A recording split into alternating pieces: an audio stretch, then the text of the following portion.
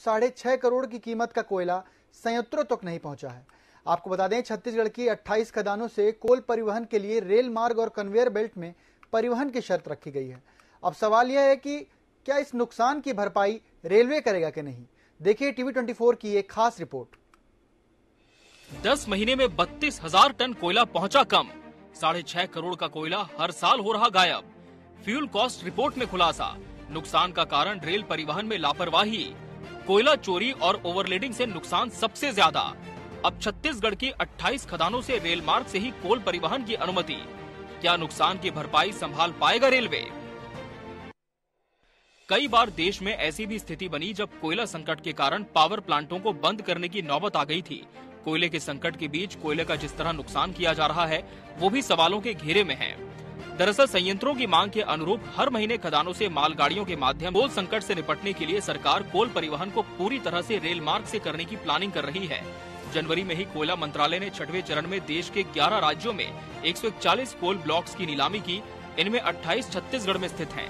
NGT की सिफारिश पर गठित कमेटी के सुझावों पर अमल करते हुए कोयला मंत्रालय ने कुछ खदानों के लिए महत्वपूर्ण शर्त ये रख दी कि वो सड़क मार्ग से कोयले की ढुलाई नहीं कर सकेंगे। सिर्फ रेल और कन्वेयर बेल्ट से ही ढुलाई की मंजूरी दी गई।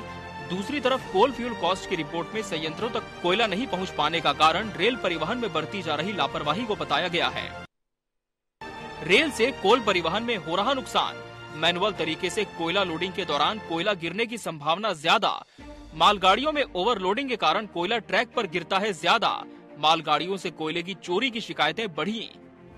मध्य रेलवे में कोयले का परिवहन देश में एक महत्वपूर्ण स्थान रखता है और कोयले के परिवहन में यहाँ पर बॉक्सिंग यानी कि ओपन बॉक्स जो हमारी माल जो ट्रैक होता है वो बॉक्स होती है परिवहन का जो रोलिंग स्टॉक है ओपन बॉक्सिंग कहलाता है और इसी में कोयले का परिवहन किया जाता है।